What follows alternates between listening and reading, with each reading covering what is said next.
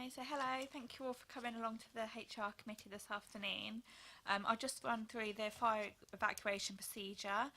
So there's no fire alarm scheduled for this afternoon. So if the fire alarm does sound, please evacuate the building immediately. The fire exits are located at the rear and side of this room. So if you go down the stairs and meet in the War Memorial Park.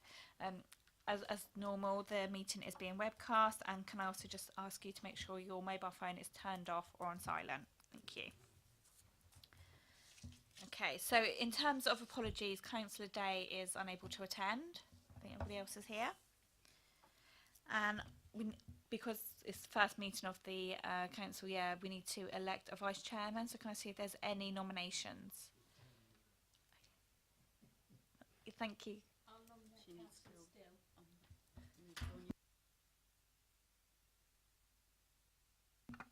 I'll nominate Councillor Elaine Still.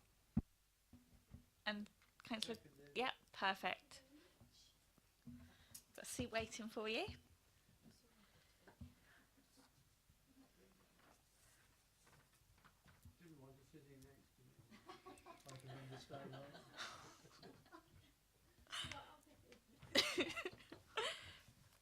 Okay. Any declarations of interest on the papers today?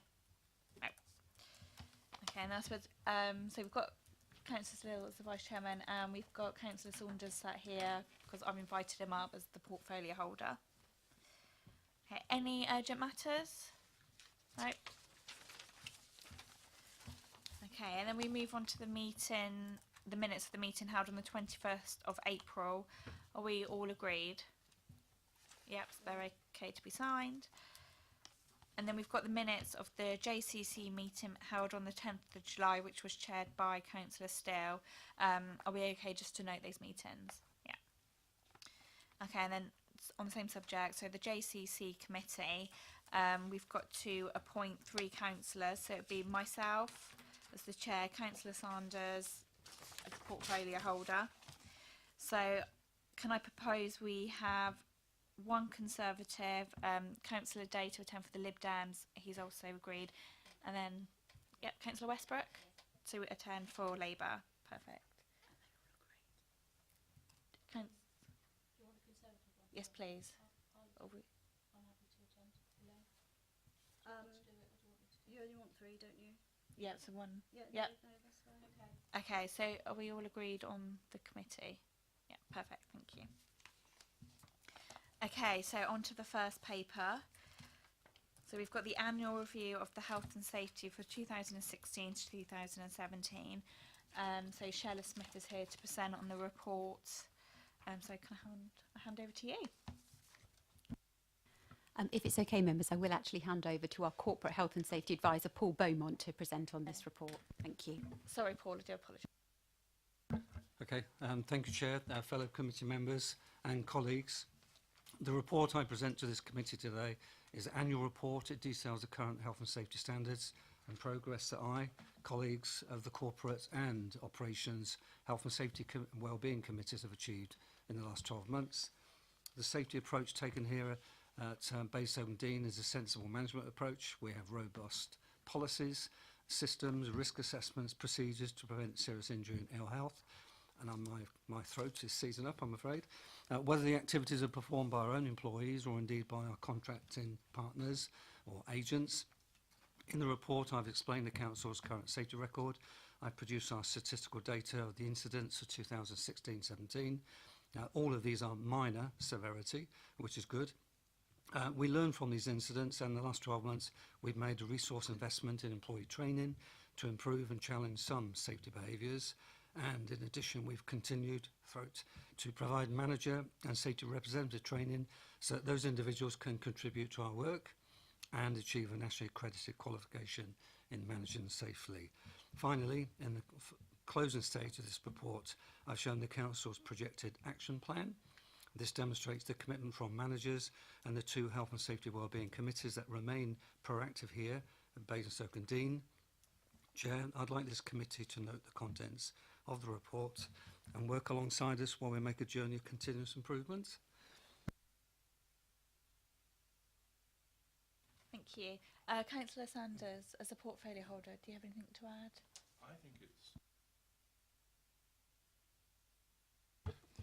I think it's a very credible performance by all of our employees and members, to the extent that they've been involved in doing anything.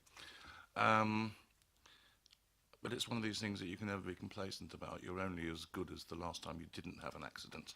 And the moment that you have one, you suddenly realise that something that you hadn't taken account of is something you've got to take account of in the future. I think the best that we can ever hope for is that we continue to have ever increasing periods without there being an incident of which we have to take account. We could never 100% legislate against that never happening, because you can't actually legislate for human frailty, and all of us from time to time do things which on reflection we probably realise that we shouldn't have done, and regret the consequences afterwards. Nevertheless, I think what is encouraging is that the culture of taking care of ourselves as individuals and taking care of our fellow workmates and as a group is something which is being very well embedded within the organisation, and something which I think we should be proud of, and all those who are involved in it should, of which all those who are embedded in it should be proud, because you should never finish a sentence with a proposition, so Okay, any questions on the paper? Thanks, Councillor Godson. Thank you. Just as a matter of curiosity, 3.3, number 3, 48 cases recorded of verbal abuse. Can I just ask, what is the normally the nature of the verbal abuse, and how do the employees cope with a situation where it becomes really quite, really very aggressive? Thank you. The abuse, Councillor, varies from telephone abuse, and that's name calling, that's racial hatred tones, that's threats, face to face, it's banging on the desk, our counter, reception at Parklands. We've had threats to harm people. We escalate those extremely well on our customer abuse log. We have a violence at work group that analyses all of these. We share them on Simbad so employees can see them. We do our utmost to help provide support and counselling to our staff. We have provided some really good proactive training for them. Ex-Metropolitan Police provide the training, very realistic, and it's successful, and it does really give our staff some confidence. It's most regretful. We have the police in the building as well, of course, at Parklands, and that helps enormously, their involvement here and their influence. We do report, as you'll see in the report, we do report to the police, and we've actually taken equally people to court. This council is fully behind its employees to help support them, and we really go beyond to help and provide support and counselling. Regretted as it is. Could I just ask, if it's face-to-face verbal abuse and it gets very, very aggressive, do the staff have an opportunity at that moment to call up some sort of backup to help them deal with it? We have panic alarms at our booths and at the reception counter. We can call, and we do call, back up our staff. The police have been quite fastidious about they would like to be our response team, and we've had as many as 8 officers where we only asked for 1 attend. But we do have alarm systems that work extremely well, very covert and very successful.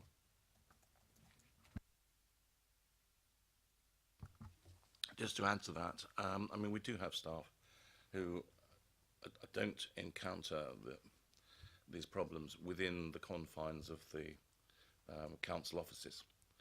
We have our community patrol teams who actually, in a perverse way, get sent into areas where they're more likely to encounter this kind of reaction from members of the public. But it is, I think, notable that the body-worn cameras and the sound recording systems have worked well to reduce people's tendency. If they feel they're being filmed, then they tend to back off rather more quickly than they would otherwise do. But whether it's that case or whether it's somebody working in the park or wherever it happens to be, it's never a nice experience. It's not something you expect to happen to you.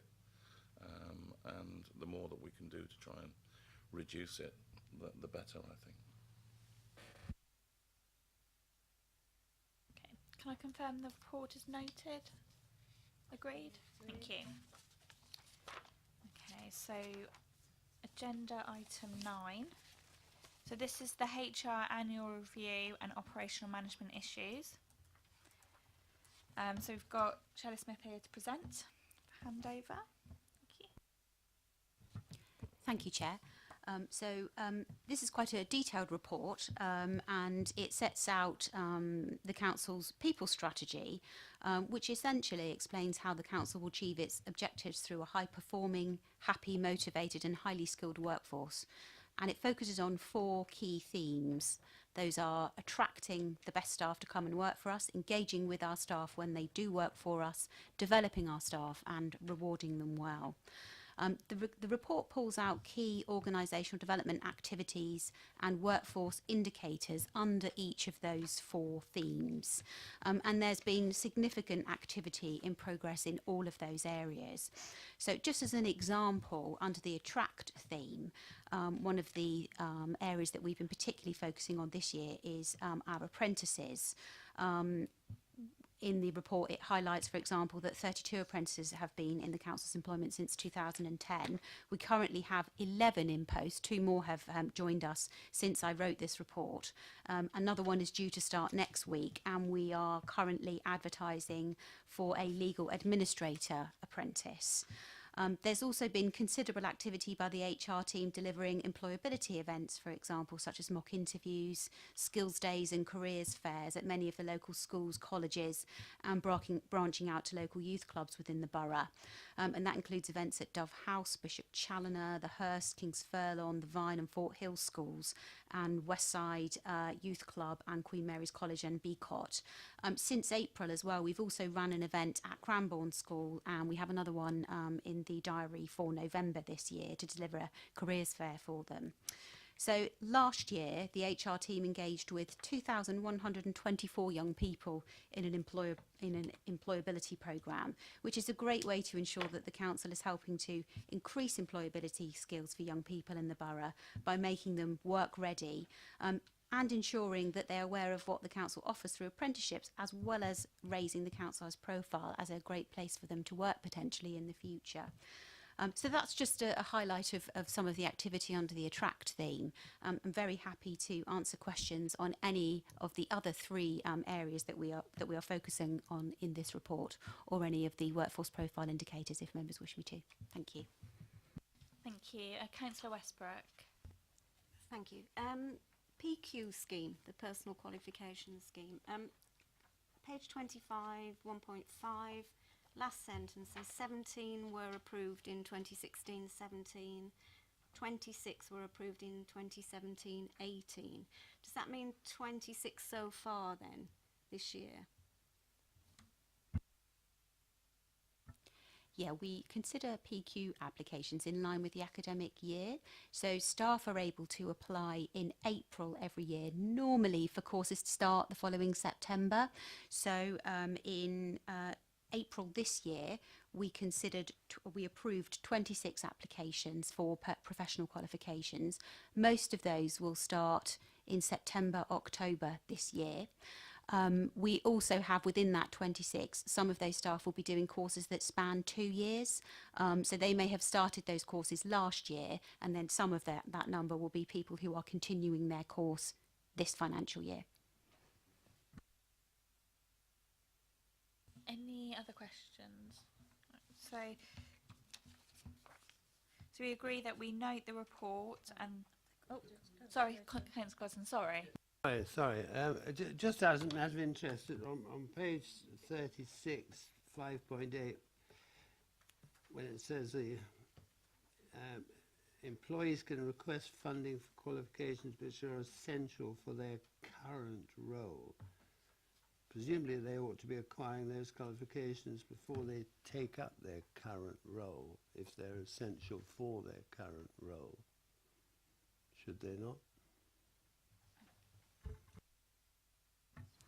It does depend on the circumstances. Sometimes the qualifications are very specific to local government. So an example might be some of the qualifications in democratic services or in elections. They're quite niche. So you would generally employ a member of staff who showed capability in that particular role, and then the council will fund them to undertake the professional qualifications. So that's what it means by they are essential for their role, but wouldn't necessarily expect an employee to come to us with those qualifications.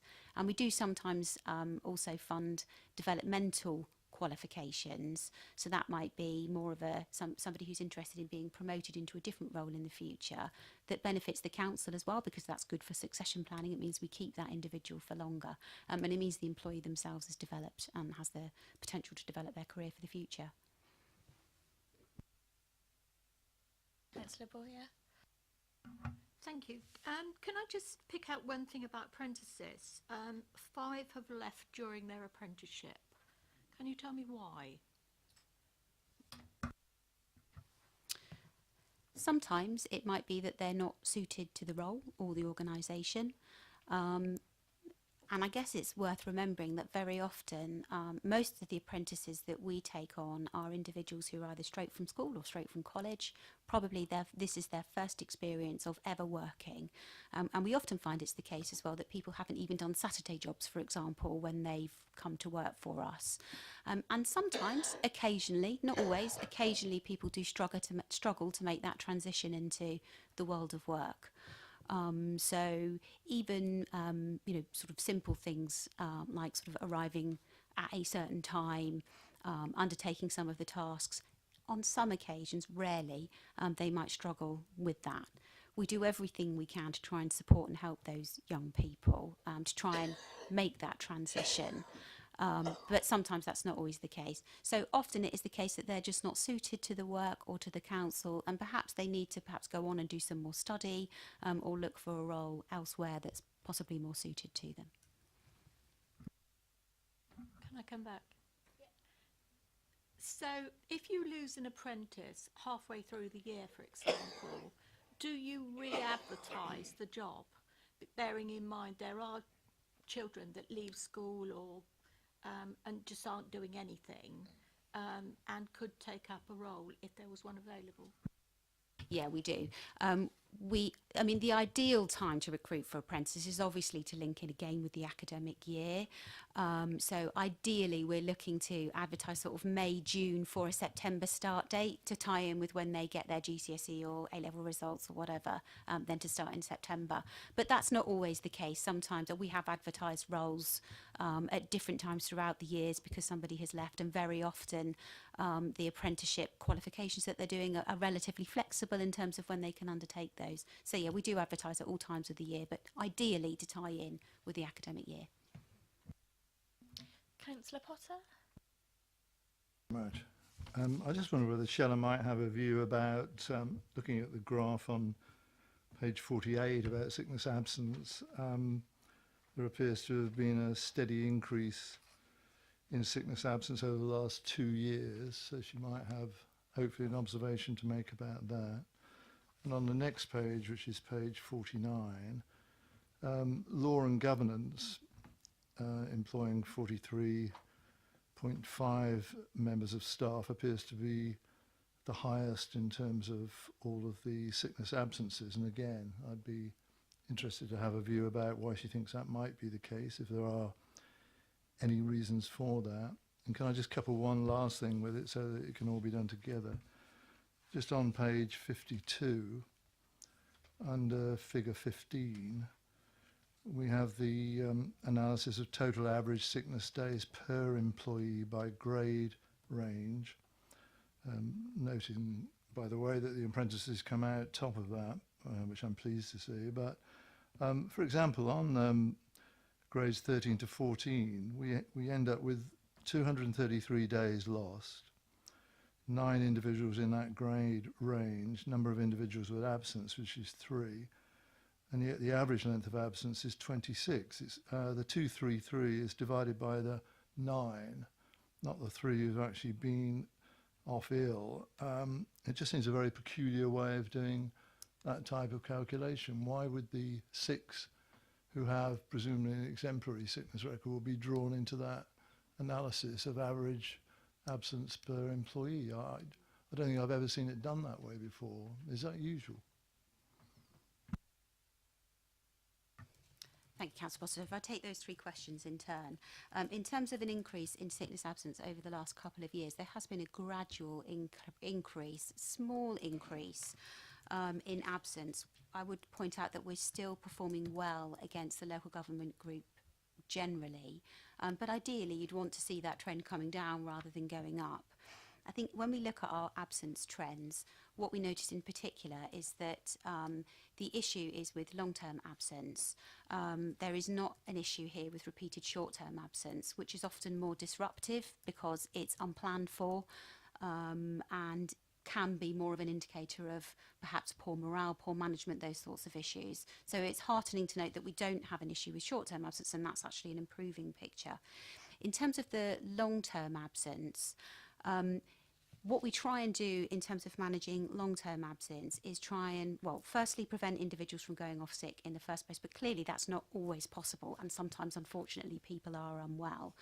So when people do go off sick, we try to give them as much support whilst they're off as we can, in order to get them back to work as quickly as we possibly can. And in terms of support that we provide, a good example would be, for example, in terms of stress, anxiety, depression, which has been our highest cause of absence over the last couple of years, along with most other employers nationally. We offer a range of support services, so access to counselling, access to cognitive behavioural therapy for staff, support for managers around how to manage their workforce, something called iTalk sessions. I'm not sure if you're familiar with that, but it's sort of a form of mindfulness and relaxation to assist employees to cope with difficult situations. And those sorts of interventions can be really useful because if you were to go to your GP, for example, and go on the waiting list for cognitive behavioural therapy or counselling, that would take far greater for you to receive any kind of support than it would if you were employed within the council, and we're able to fund that for people and get them started on that therapy almost straight away. So that's really helpful.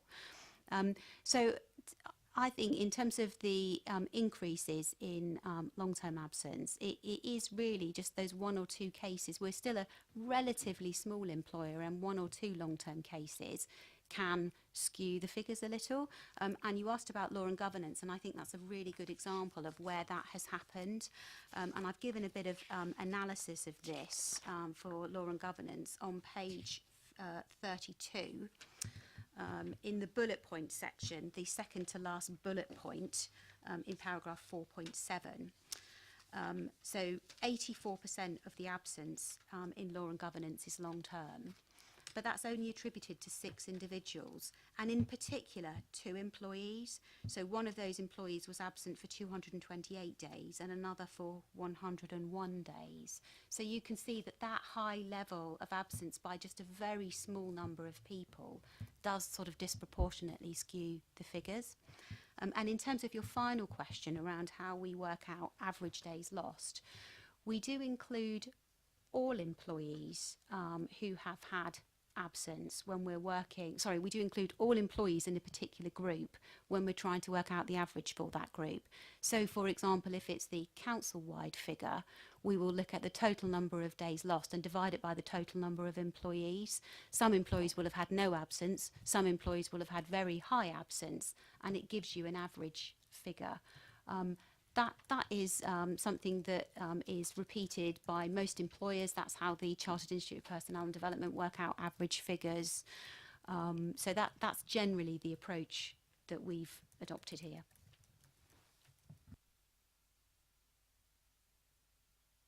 Councillor Westbrook and then.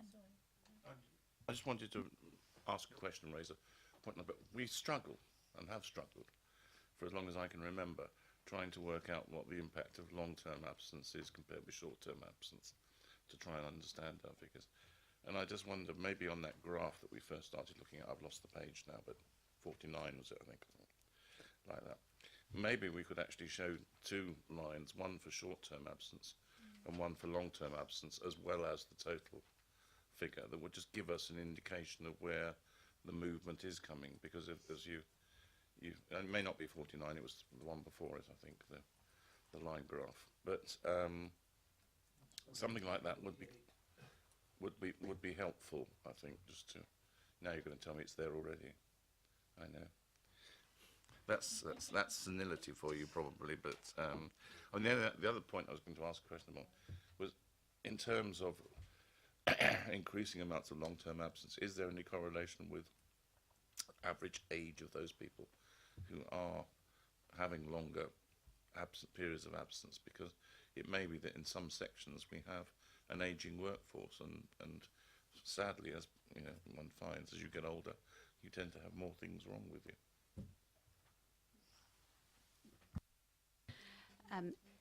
The graph showing short and long-term split, there is one on page 50 over the last 3 years. So you can see the sort of trend over the last 3 years. It's always a bit of a toss-up with these reports of not trying to bombard you with too much information, but to give you the information that you will find useful.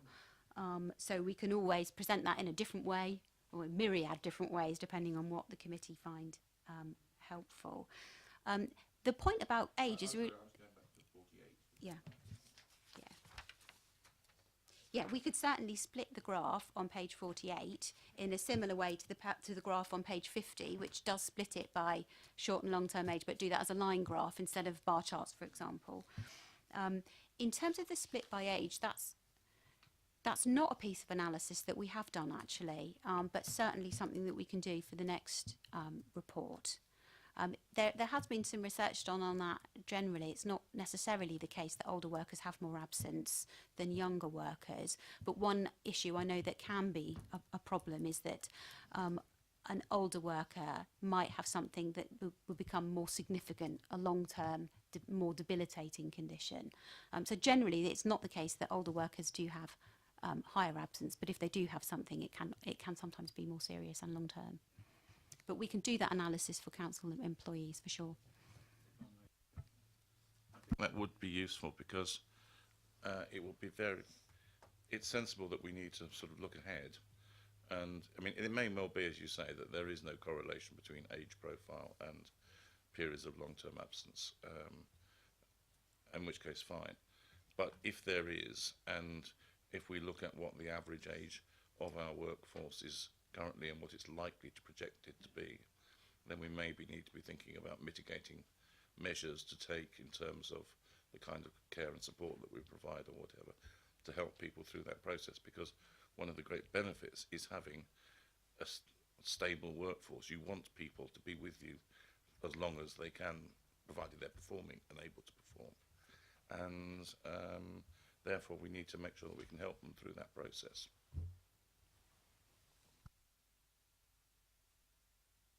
Okay, Councillor Westbrook. Thank you, Chair. Page 51, we have 2 tables showing the breakdown of the reasons for absence. Just like your observations, please, if we may. In the year 16-17, I think it says there was 41 people with the top reason. So far in the first quarter this year, we've already had 24. I know you can't necessarily compare 1 quarters and times it up by 4, but any observations on that, please? It's a bit too early in the year to make any to draw any conclusions from that, to be honest. Some of those people in the first quarter of this year will be people who were absent in 2016-17 and continue to be so. So it might not necessarily be 24 new cases of stress, anxiety, depression.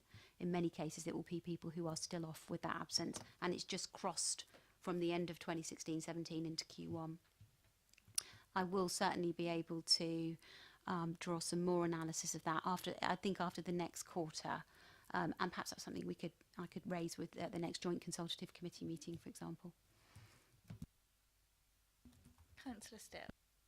Thank you. I just wanted to come back on what Councillor Saunders said regarding the age and the older person with sickness. I think we need to be a bit careful we're not bordering on discrimination there.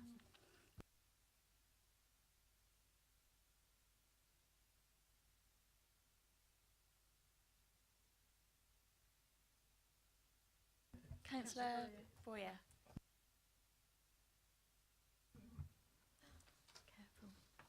Careful. The second reason is cold, coughs and flu for absence. How does this fare with, we offer some people working from home?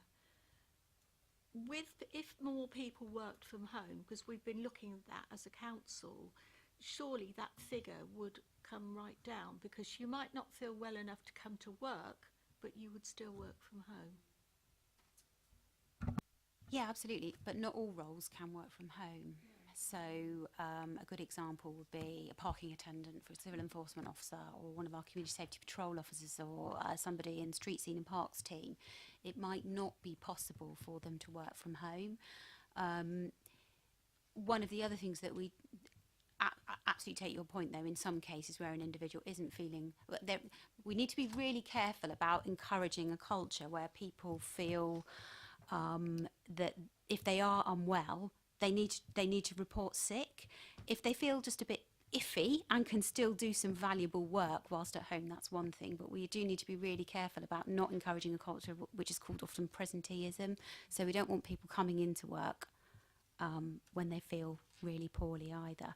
One other thing that we do to try and prevent cough, colds and flu though is obviously offer free flu vaccinations to all our staff and to counsellors as well. And usually every year about 100 to 110 or so staff take us up on that offer of a free flu voucher.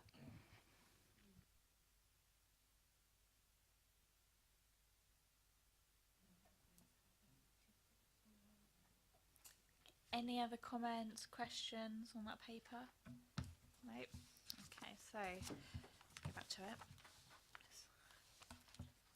So are we okay to agree the report, or note the report, sorry, for the information for 2016 to 17, and then the first quarter of the current financial year, and then the agreements will be page 48, so we'll be using the graph to split the short and long-term sickness, and also do some analysis on age, and then we can also discuss the most recent sickness figures at the JCC committee. Is that agreed? Yeah. Okay.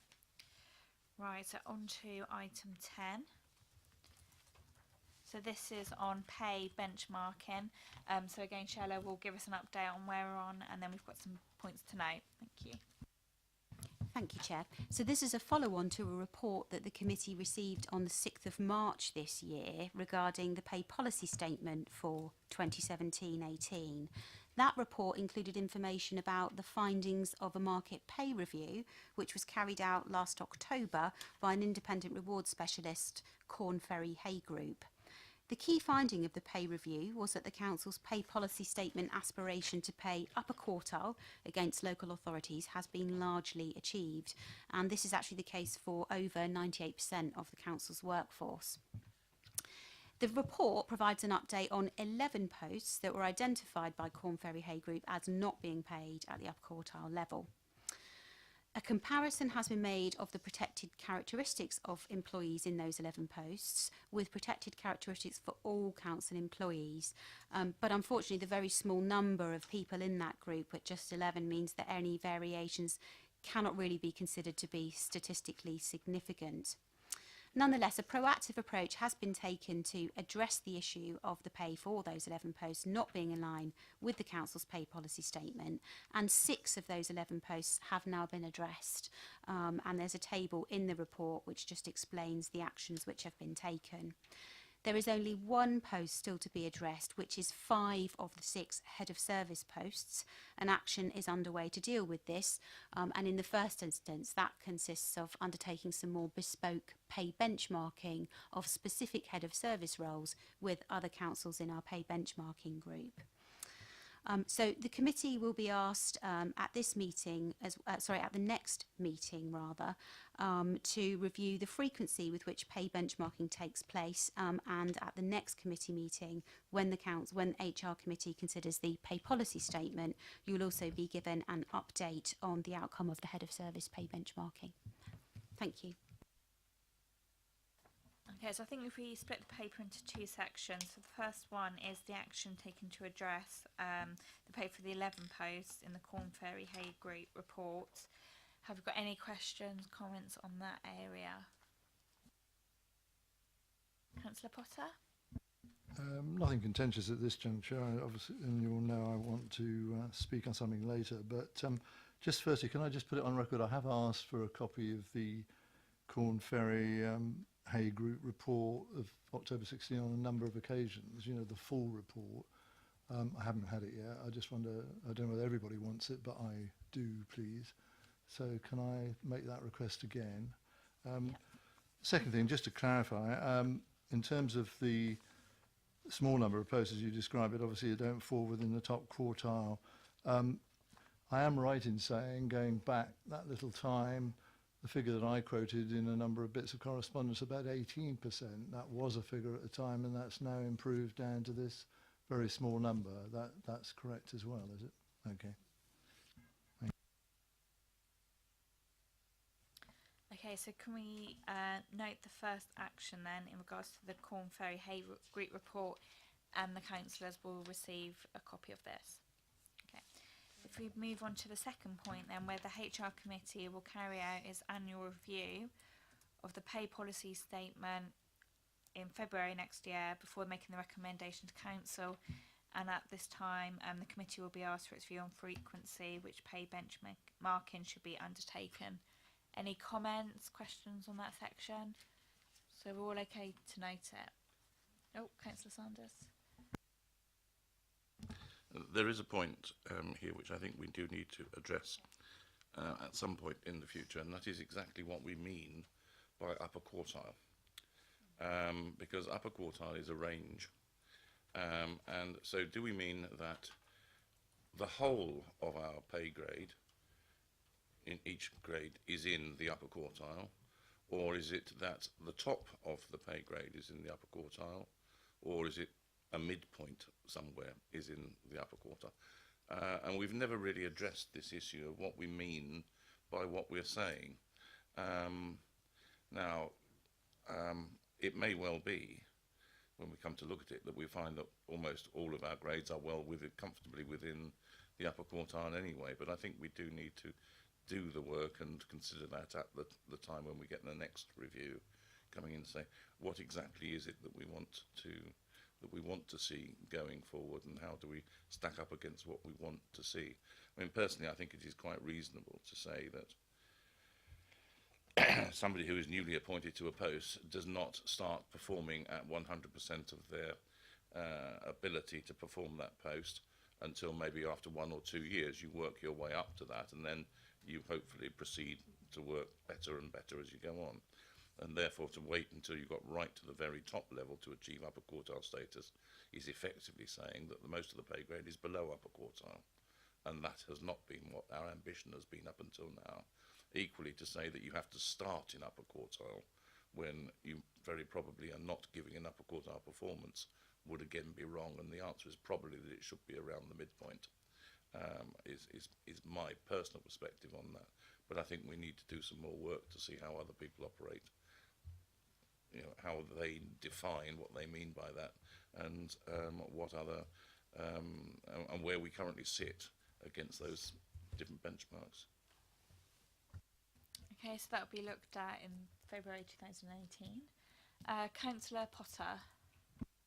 I think you just ask the question really following Councillor Sanders' point. I mean, in terms of our pay policy statement, which includes the reference to pay at the upper quartile level, it's not trying to be clever, but what did we mean by that originally, or has that never been clarified? I mean, was it just, dare I say, a nuanced statement that, you know, we made at the time, but we didn't ever get into the detail of that? Is that the fact of it, really? Because if it is, then that work with the assistance of consultants needs to be done, doesn't it? Because I know there are variations on that. But was it as open as that really at the time? Just an ambition, but we didn't set out exactly what that meant. I think it very probably was. At least I can't find anywhere where somebody's actually defined at where it is and where it sits. That has any substance to it. It was one of these things that got a lot of positive nodding because it sounds a good ambition to have, and we all agree this is something which we wanted to do, but never really closely defined that. And that's the very reason why I think we do need some professional input to help us with this particular area, because we could start leaping to a whole lot of assumptions which would be incorrect. But I'm afraid I can't help you. I can't refer you to anything or where that first came from. Councillor Boyer. Can I just ask, is there any area of the council that we are losing employees because of pay?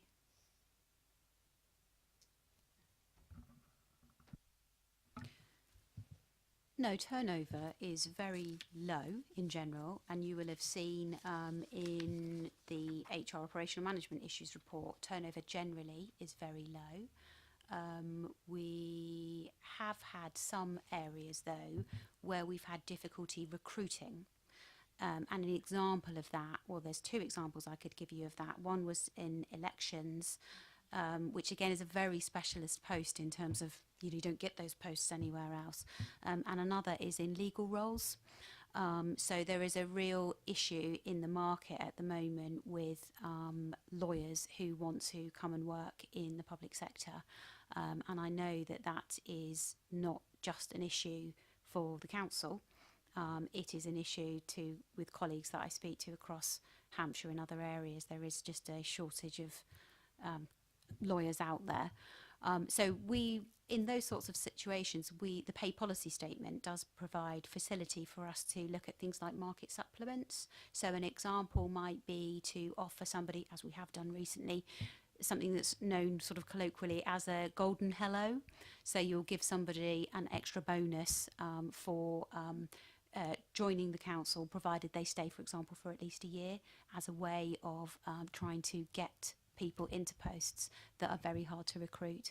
And the pay policy statement does give us facility to look at those different options, market supplements and various ways that those can be offered. Councillor Potter. I was only going to pick up on what Sheila had said. I mean, I know this is going back on the previous report, but I did note, and I should have said it perhaps to ask a question, that when we looked at the number of job vacancies and job applicants, the figure for 2016-17 was given as average number advertised per month at 4. And I know these are just snapshots really, but the interim position, April to June of this year, has been 11 per month, it says. So clearly, if that trend were to continue, that's quite significantly different. I'm not saying it will, but I mean, it could show an increasing trend in terms of vacancies that might be of some concern to us, and there might be reasons for that. But you know, as I've said, it might be just an isolated 3-month period. I think maybe that's something we could look at in February, or the JCC meeting, and where we are with that. Councillor Sanders. I think we would have to put this into the context. We're out there for a number of these jobs in a very open job market, particularly when it comes down to lawyers, but there are other aspects. Planners are notoriously susceptible to going off into the private sector.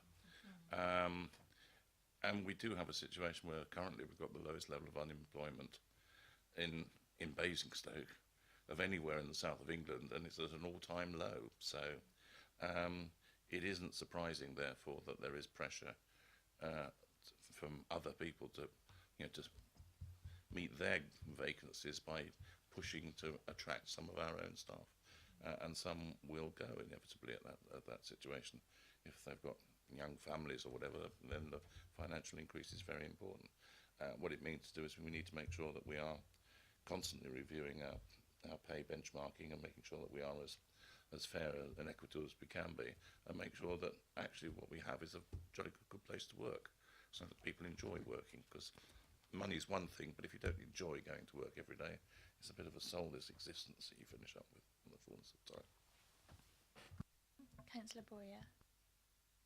It's ironic because the two areas I picked up were legal and planning. But if we are losing planning officers, obviously, if it's down to mostly to salary, should we be looking at a review of that post? We're continually looking at those posts and pay benchmarking all of those posts that are susceptible to being poached, if you will. I think Councillor Sanders is absolutely right. Pay is one thing, but it is not the be-all and end-all. And actually, in the previous report, under the Labour turnover section, I alluded to a report called What Workers Want, which is very new research from May this year, which shows that when making decisions about whether to stay with a current employer or go to a new employer, employees will base that decision on pay. Yes, that is still the most important factors, but they will also look at the culture of the organisation that they are going to or staying with, and that's where I think our going beyond branding and values and that whole ethos that we've really tried to put out there to our staff is really important. They will also look at career development opportunities that might be available to them, and so an example of that would be the professional qualifications funding that we were talking about in our Future Leaders programme, and they will also look at the benefits package available to them. So that's not just pay, that's the wider benefits package, and things like our Be Rewarded platform, our healthcare cash plan scheme, all the things that we do around well-being, the free CBT counselling, and all the flexible working opportunities that we provide to staff are really important. And I certainly know of staff who will make decisions based on whether or not they've got flexi time available to them, and they will prioritise that over a particular, a few more pounds in their pocket. So we need to be promoting the total value of the benefits of coming to work for Basingstoke and Dean Borough Council, as well as just the pay. Any final comments, questions? No? Okay. So we've agreed section 1 of the no, and then section 2 is for us to carry out the annual review of the pay policy statement. So all agreed, all noted? Thank you.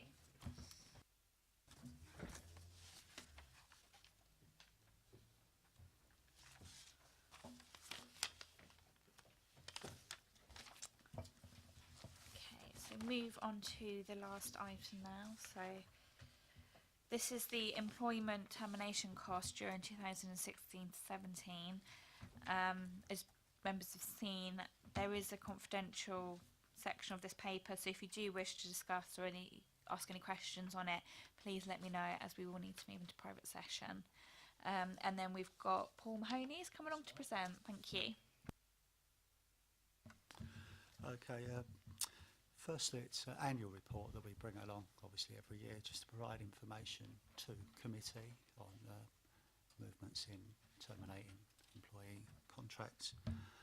You'll note from the report the total spend in 16-17 was just shy of £173,000.